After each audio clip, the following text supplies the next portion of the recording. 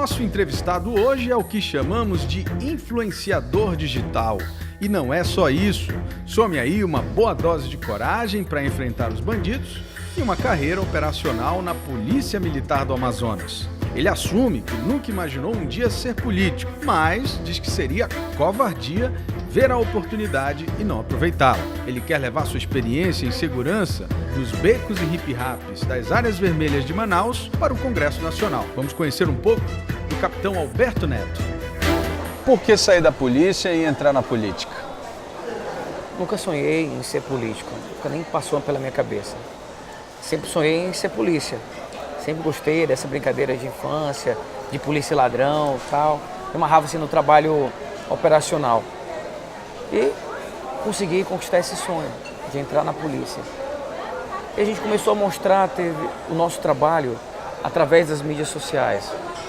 Uma coisa que eu não esperava, ganhou uma popularidade gigantesca. E a gente observou que o trabalho da polícia está muito ruim. Não só a nível do Amazonas, mas a nível do Brasil. Os policiais estão sendo massacrados no Brasil. Em 2016, foram 453 policiais mortos. Em 2017, 385. Todo dia morre policial no Brasil.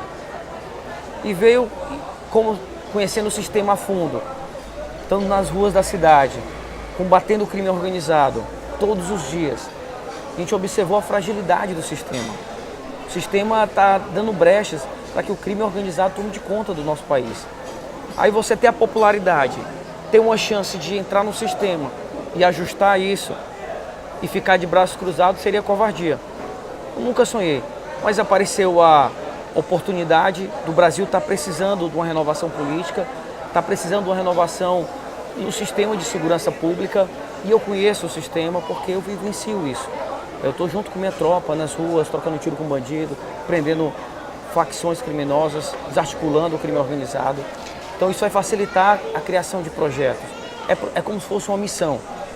Você considera isso uma missão, então, dentro do teu trabalho policial? Sim, seria uma continuação. Conseguir fazer um trabalho como polícia. Agora eu quero continuar esse trabalho na Câmara Federal, ajustando a legislação, projetos de segurança pública que funcionem, porque a sociedade olha hoje o negócio de enxugar gelo, porque, por exemplo, eu já fiz várias apreensões de drogas. Nós aumentamos a segurança pública desse estado do Amazonas, aumentou em 600%. Só que todo dia chega droga, porque as fronteiras estão abertas. Não tem um policiamento especializado no combate. E isso depende de uma ação federal, na verdade. Sim, né? Tem que trazer um recurso federal, é situação de fronteira, tem uma relação muito próxima com a Polícia Federal. Lógico, nós temos, a Polícia Militar tem um papel fundamental. Só que eu tive a oportunidade de viajar pelo interior do meu estado e observei que a nossa polícia está jogada às traças. Tem quartel caindo na cabeça do policial. A lancha do policial não tem uma blindagem. Então imagina, o policial está patrulhando os nossos rios, dá de frente com o traficante, com o narcotráfico, os caras tudo de fuzil. A gente não tem um armamento adequado, não tem uma blindagem para poder se defender na hora da troca de tiro. Então observa como o sistema está falido. Agora, você que viveu dentro desse sistema, hoje a gente pode, e aí eu acho que você colocou bem, que isso é uma questão nacional mesmo, né? Não é só aqui. Você tem estados do Nordeste que tiveram intervenção federal. Ceará hoje está um caos, né? 3 policiais foram executados em plena luz do dia. Não é só o Rio de Janeiro. Pois é, exatamente, é isso que eu queria dizer. Você acha que o Amazonas está tão ruim nesse sentido ou está num caminho de chegar nisso se a gente não cuidar? Está no caminho. Eu acredito que se a gente conseguir fazer uma intervenção rápida, vamos dizer um portal aí de imediato, a gente tem grande chance de frear essa crescente. As facções criminosas, elas ainda não conseguiram evoluir no tempo do Rio de Janeiro. Quer dizer, aquela organização mesmo. Aquela organização forte ainda não está tanto como no Rio. Do Amazonas se tornar no Rio de Janeiro. Por quê? A gente vê eles vindo para cá, né? Exatamente. Ou nós temos hoje uma facção do Rio de Janeiro aqui, que é o Comando Vermelho. Porque eles querem dominar a rota da cocaína, a rota do skunk. Até lá, né? Exatamente. Então eles estão já se aproximando. Hoje, em alguns lugares aqui, a gente já observa o início de uma milícia pedindo para os comerciantes proteção, para você ter que pagar para o traficante ou para alguns bandidos. Tem toque de recolher em alguns lugares. É mesmo? Eu recebo muitas informações, graças a sua atividade. A minha atividade, das mídias sociais. O pessoal me liga muito, manda muita mensagem. E tem lugares que está difícil. A população tem uma intimidade com o tráfico de drogas, mesmo sem querer. Ela é imposta isso para ela. Mas isso que me intriga é o seguinte. A gente vê isso em vários estados, como a gente já está falando aqui. Por que a gente não consegue resolver? Qual é o caminho para se resolver isso? É dinheiro, é vontade política, é projeto na área de educação? Porque se fala, não, vou melhorar a segurança se tiver uma educação melhor. Mas são coisas muito distantes da realidade, né? Lógico, segurança pública não é só polícia, mas nós já estamos no caos. O problema é que o sistema está todo equivocado. Imagina, cria um raciocínio. As facções criminosas, elas são criadas de dentro do presídio. Perfeito. Então, sobre a tutela do Estado, dentro de um presídio, o criminoso consegue arrecadar recurso. Sobre a tutela do Estado, o cara fica rico, vendendo droga dentro do presídio, arrecadando dinheiro através de uma caixinha onde o criminoso tem que pagar para a facção criminosa. Então, ele se fortalece. Com esse recurso, ele financia compra de drogas aqui no exterior, na Colômbia, no Peru, na Venezuela. Eles se organizam para comprar uma grande quantidade de droga. Ou seja, o sistema tem uma falha grave. Tem uma falha grave. Que precisa ser corrigida. Precisa ser corrigida. Então, agora precisa vontade e coragem, porque não é fácil. A gente ouve, inclusive, isso, né? Que não gostam de mexer no sistema prisional, senão o sistema quebra, lombra, não sei o quê, né? Quer dizer, essas coisas todas. Só que o nosso estado ainda não está tão organizado como outros estados. Então, se a gente conseguir impor já uma política rígida de segurança pública, colocando bloqueadores nos presídios, agora tem que criar uma política, aí que vem a minha vontade para Brasília também, criar uma política diferenciada dentro dos presídios. Leis, né? Leis de execução penal dentro do presídio, onde o preso tem uma obrigação. Se ele quiser reduzir a pena dele, tem a obrigação de trabalhar. E você é a favor disso? Lógico, porque imagina, o preso passa o dia todo fazendo o quê? Maquinando crime, né? Maquinando crime. É vendendo droga, é mandando matar, mandando roubar. Aplicando golpe, né? Você vê muito... Aplicando golpe, né, via celulares, tudo que não presta. A gente tem que colocar esse preso para realmente pagar a sua pena. E outra coisa, um preso aqui no Amazonas, para o Estado, custa quase R$5.000. Nossa! Isso sai do meu bolso, sai do teu bolso. Claro. Aí imagina, o cara já cometeu um ilícito aqui grave. E eu ainda vou ter que pagar por isso. Pagar para manter o cidadão? Manter o cidadão dentro. Então, o Brasil ele precisa se organizar a sua doutrina de segurança pública. Nós temos uma doutrina no direito chamada direito penal mínimo. Isso causa um prejuízo muito grande. A gente sempre procura suavizar a vida do bandido. O bandido é uma vítima da sociedade, é um coitadinho. A gente tem que sempre procurar reeducar o bandido, só que não faz nada para que isso aconteça. E minha mãe falava que o trabalho dignifica o homem. Sim. Então não é só uma questão de um trabalho escravo, é uma questão que o trabalho vai fazer com que ele não tenha espaço, né? Ocupe a mente, e isso vai gerar uma ressocialização, que ele consiga ter mais chances de voltar à vida da sociedade. Agora, se deixar ele lá, ele vai voltar pior do que entrou. Isso é grave. Então, organizar o sistema prisional é urgente. Então, não é só colocar o preso lá dentro, tem que colocar de forma organizada, onde o Estado realmente tenha domínio sobre a situação. Hoje não tem e está sofrendo. O outro detalhe é trazer recurso federal em um projeto para proteger nossas fronteiras. O nosso Estado está sofrendo muito com isso. Outro dia eu, inclusive, comentei numa entrevista que eu fiz o fechamento da base Anzol, né? A gente já tem uma estrutura muito falha. A base Anzol ali era um esforço dentro desse oceano né, desse oceano não, desse universo que é a Amazônia. É uma dimensão continental, Então, tipo gigantesca. assim, você tinha uma base ali que fazia aquele trabalho de resistência, mas de repente faltou dinheiro, né? Não é difícil. Às vezes a gente pensa assim que é algo impossível. Ah, não, a nossa fronteira é dimensão continental, não consegue. Mas só tem poucos lugares que entram. É através dos nossos rios. São os grandes rios que passam. Então a gente sabe os locais, a polícia sabe, a inteligência sabe. Agora precisa o nosso governo federal criar vergonha na cara e usar o recurso que é destinado para a segurança, usar com coisas efetivas. Então imagina, nós temos uma base Anzol, porém a mentalidade tem que mudar, porque não são pequenas operações, tem que ser algo rotineiro, tem que ser algo fixo para proteger a nossa controle de fronteira contínuo. Não dá para fazer lá uma brincadeira, daqui a 20 dias fazer de novo. Então a gente consegue aprender 1 tonelada, passa 9, mesmo com a base Anzol lá, que agora é desativada. Então imagina quanto está passando de droga. E se a gente for fazer uma análise muito honesta, esse é o início do problema. Porque sem droga para comercializar, acabou, né? Acabou. Os homicídios que acontecem aqui, a taxa de homicídio é muito alta no Amazonas, em Manaus principalmente. E a gente observa que os homicídios são causados pelo tráfico. Eu queria conversar contigo sobre isso, porque eu tenho uma visão um pouco particular sobre essa questão. Certo. Porque na minha cabeça eu diferencio o homicídio dessa guerra das facções. Assim, homicídio, claro, é um crime e tudo mais. Mas a guerra de facções não é uma questão de insegurança, é uma briga entre eles. Eles se matam muito, a verdade é essa, eles se matam por território, por dívida, por desavenças e etc. Só que isso gera uma sensação de insegurança para o cidadão comum, né?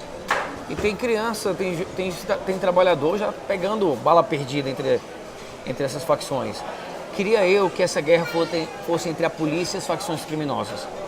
Eu queria muito e quero começar a criar realmente essa guerra com enfrentamento. Mas uma coisa que eu me atentei um belo dia teve uma sequência de homicídios, eu disse, poxa, se uma facção sabe onde estão os elementos da outra facção, por que a polícia não sabe?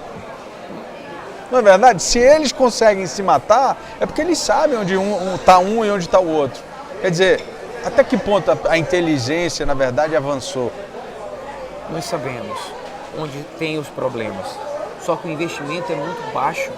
A quantidade de policiais para um estado continental como o nosso é muito pequena.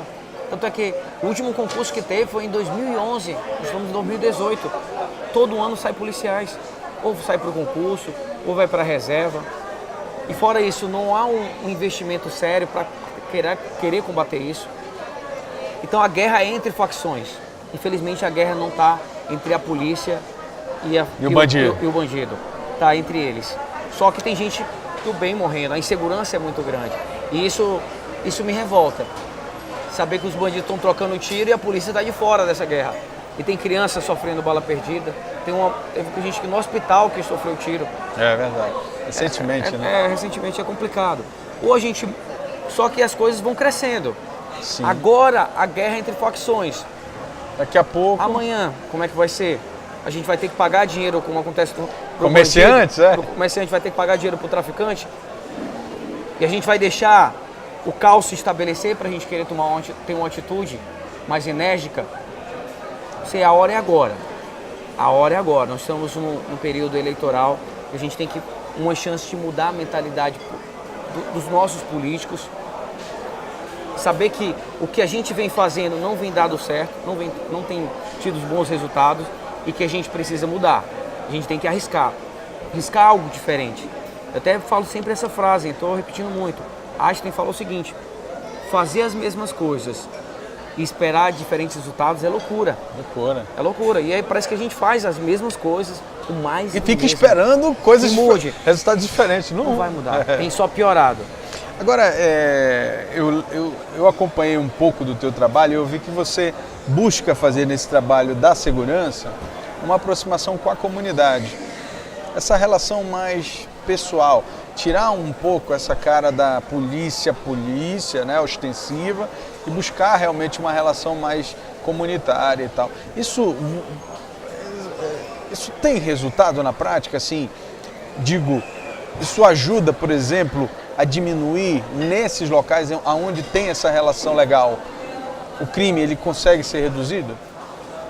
Tudo é uma questão de gestão. Eu fui comandante da 2ª SICOM, que é a zona sul aqui de Manaus, e quando eu cheguei lá, a comunidade não gostava da polícia. E isso me incomodava, porque eu sempre trabalhei na Rocan, na Força Tática, não tinha essa proximidade com a comunidade. Já chega para resolver, né? Para resolver.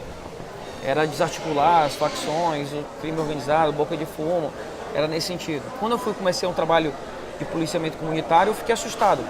Como eu tinha uma habilidade nas redes sociais, eu comecei a mostrar o trabalho da polícia. Comecei a mostrar assim, olha, a gente está trabalhando, estou mostrando transparência. Estou trabalhando manhã, tarde e noite para combater o crime, para trazer segurança para vocês. Por que vocês não gostam da polícia?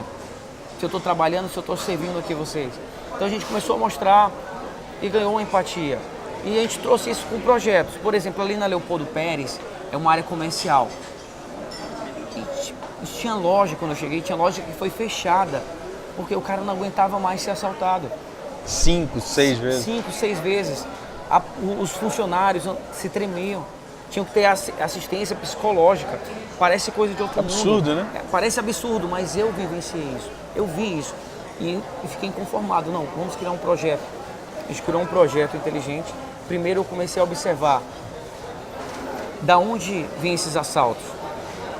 Olha, o Educandos é uma área fechada, porque é próximo à bacia do rio. Então eu fechei as entradas.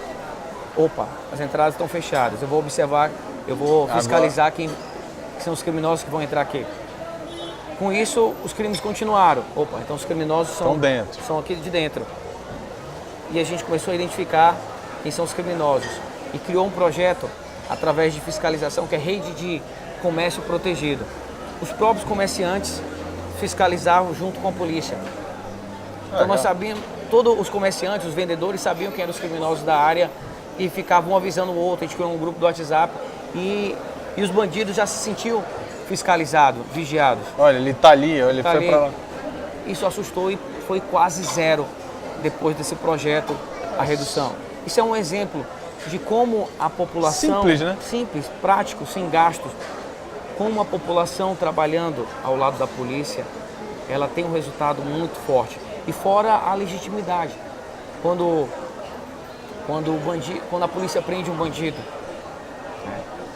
e o bandido, no outro dia o bandido está solto, a população hoje já entende que não é a polícia que soltou. É um processo errado do judiciário, é uma filosofia de audiência de custódia que foi criada para resolver alguns problemas judiciais e trouxe um prejuízo de impunidade. Sentimento, né? É um sentimento.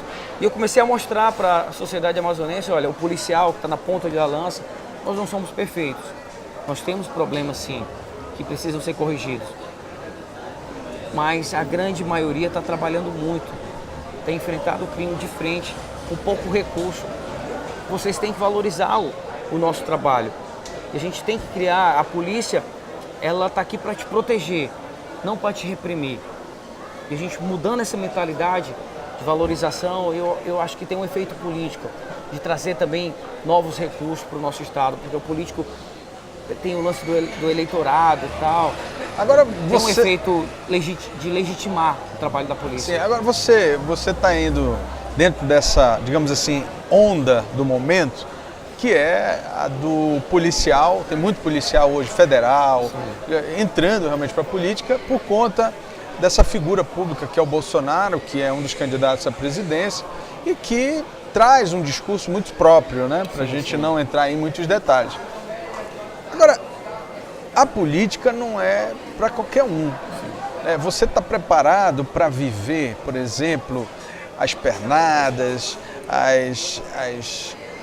as nuances desse mundo político? Eu digo isso porque você, na verdade, essa é a sua primeira... É minha primeira eleição. Sua primeira eleição, né? Como eu posso dizer, a gente não se prepara para uma pernada, não sei. Eu não sou político, eu sou o capitão da polícia que tem um conhecimento técnico em segurança pública. Me preparei para isso. E, lógico, tanto de segurança pública como de gestão pública. Então, pós-graduação pela UEA em gestão pública. Vai focar nisso? Para focar nisso. Eu acho que a política precisa mudar. Essa politicagem, e aí que vem a figura do Bolsonaro. Que é contra tudo isso, né? Eu acho que é um rompimento. É uma ruptura mesmo. É uma ruptura que o povo está precisando. Porque esse processo de politicagem, do toma lá da cá, olha só, se tu me apoiar eu te dou um cargo, eu te dou isso, tem deixado o nosso povo e tem freado o crescimento do Brasil. De não colocar pessoas preparadas para isso. Então não vou dizer que eu estou preparado para pernada, eu estou preparado para trabalhar muito, em criar projetos para o nosso Estado. Criar uma mudança da legislação, uma mudança dessa segurança pública que está falida. Essa que é a realidade. Ou a gente muda, ou o Rio de Janeiro está cada vez mais próximo aqui do nosso Estado.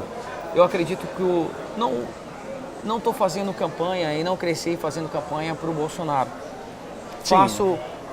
Faço por acreditar que ele representa essa ruptura de querer um Brasil, uma política diferente para o nosso país. Essa que é a ideia. Mas eu acredito que tudo se constrói com projetos, com algo técnico, com a gestão, com algo diferente que está sendo feito aí. Com a política financeira para o nosso Estado, por exemplo, a Zona Franca corre um sério risco. E se não tiver emprego, não adianta ter projeto de segurança também. Vai falir. Nova York só conseguiu dar uma guinada na segurança pública lá, e nós estamos querendo trazer o projeto para cá, com o Giuliani para cá e gastando milhões com isso. Só vai conseguir funcionar se a economia do nosso Estado também funcionar. Nova York conseguiu dar uma guinada econômica naquela época. E nosso Estado está precisando também. Então precisa voltar a gerar emprego, senão a economia fica muito ruim. Eu fui o comandante também aqui do Viver Melhor. É outra área complicada. Uma área complicada, difícil. E eu vivenciei isso. De ver jovens, adolescentes, indo para a escola e chegar traficantes. Olha, vende para mim... Outro dia eu vi, inclusive, desculpa interromper, mas eu vi uma matéria que esses jovens, eles agora admiram o bandido que usa a tornozeleira. A tornozeleira virou um sinal de reconhecimento da relevância daquele bandido. E alguns estão pegando relógio, botando no tornozelo para imitar o uso da tornozeleira. Isso é uma inversão de valores, né? O Brasil vive uma inversão de valores. Isso me dói. E eu não consigo ficar de braços cruzados vendo isso. E eu mostro, e eu tento esse trabalho nas mídias sociais para mostrar, influenciar os nossos jovens que o caminho é outro. Que o caminho do civismo, de a gente valorizar a nossa pátria, do caminho do bem, do trabalho. Esse é o caminho correto. E eu vou buscar, através das mídias sociais, influenciar o nosso povo, principalmente a juventude, para isso. E é verdade. Eu vivenciei, eu vi isso. Crianças, adolescentes, o lance de glamourizando, né? O lance, deixando, fulano ali fulano traficante, porque tem um lance de estar com carro, uma roupa da moda, ter dinheiro para levar meninas para passear. Isso mostrando que o crime, o cara compensa, comete um crime e tá solto, ele tá só com a tornozeleira eletrônica. Há uma impunidade muito grande no nosso país. Hoje aqui no Amazonas acabou o semiaberto, colocaram uma tornozeleira eletrônica.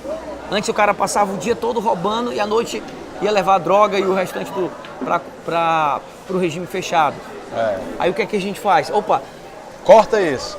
Vamos, em vez de resolver o problema fortalecendo as muralhas, investindo mais na segurança, não, vamos liberar os presos do semiaberto apenas com tornozeleira eletrônica. Então hoje eles estão espalhados aí e sofrendo esse glamour. Agora ele rouba só de dia, ele rouba de dia e à noite. Em vez de traficar só de dia, ele trafica de dia e trafica à noite. E eu estava voltando lá do Viver Melhor, finalizando aquele pensamento, é que o jovem está sendo corrompido pelo mundo do tráfico.